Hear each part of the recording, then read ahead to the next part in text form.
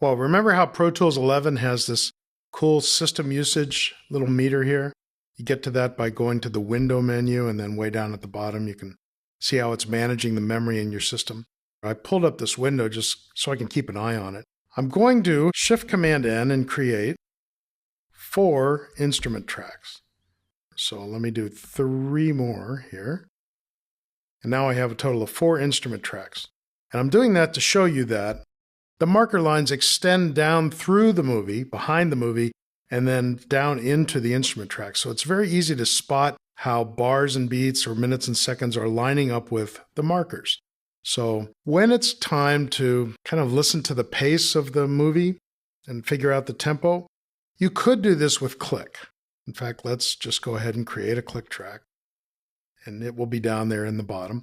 And we're also going to need to experiment with tempo, so we'll bring up the transport.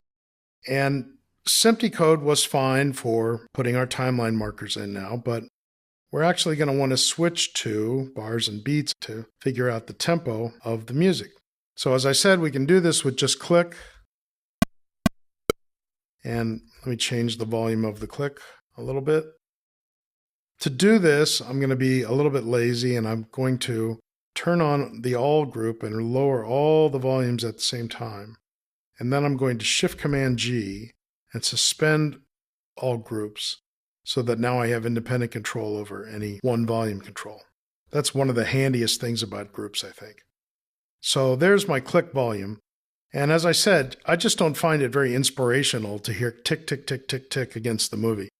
I'd like to hear some kind of a track. So I'm going to add expand to the first instrument track. And when expand pops up, I'm going to change my sound to a loop.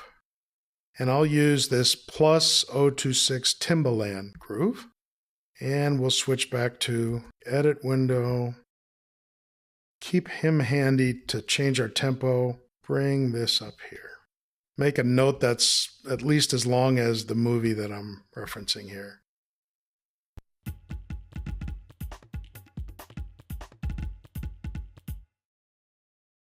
We'll just have him drop out about there. And I want to double check that. Window, MIDI, event list. Make sure that he's happening right on the downbeat. So he was actually a little behind the downbeat. Let's call this 11 bars flat, and that's actually not quite long enough, huh? Let's call it 12 bars. And that may change as we change our tempo. But for now, let's just listen to this tempo, which is 137.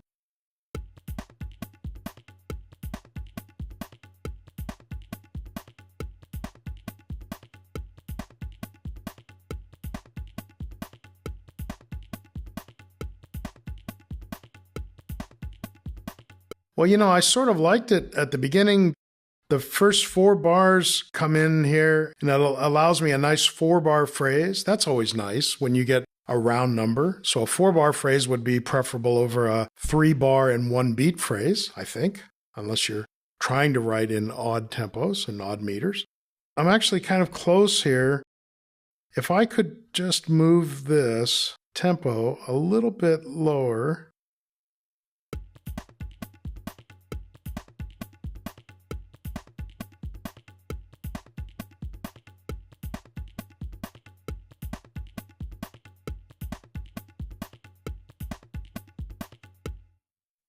It's a little bit too fast, so I'm watching these yellow lines and seeing how they line up with the bars and beats. If I line up the first one with the downbeat of 5, then it's almost like I have 3 beats on each one of these markers, like this.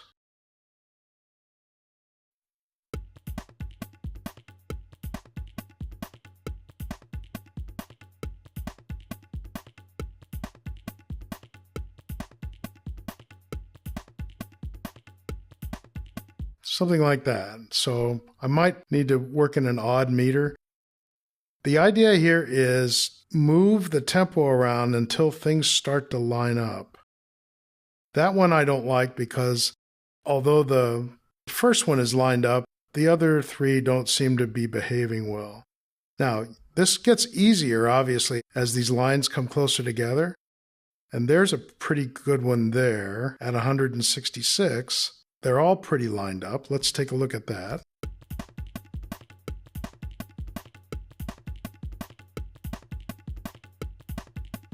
One, one, one, one. So 166, they're in pretty good shape. But we have to decide if 166 is the right feel for the music. And, that's a creative decision. I can't make that for you, but I can show you the system here for how to do that. Now, half of 166 would be 83. So we could try 83, and there things seem to line up pretty well too. So that's a different way to go.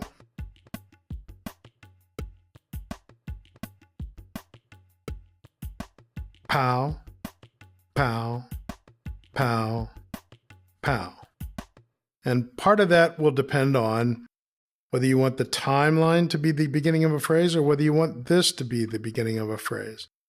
It seems to me like you wouldn't want the last marker of a set of 4 to begin a new musical phrase. You'd be more likely to want the first timeline marker of a set of 4 to begin the new phrase. Now, we could take the holistic approach and just let the groove along there and just fly in effects wherever they happen to go, on the end of 3 or on the beat, off the beat. Philosophically, you kind of have to make a decision about if you're going to hit every hit or ignore every hit. But it seems to me once you've committed to a path, you want to not just hit one and skip the second one and hit the next 2. You're pretty much obliged to hit all of them if you decide to go that way. I think of all the tempos we tried, 166 felt like the best one. So I'm going to try that. I am a little concerned that this first marker is hitting a little off, so I want to take a look.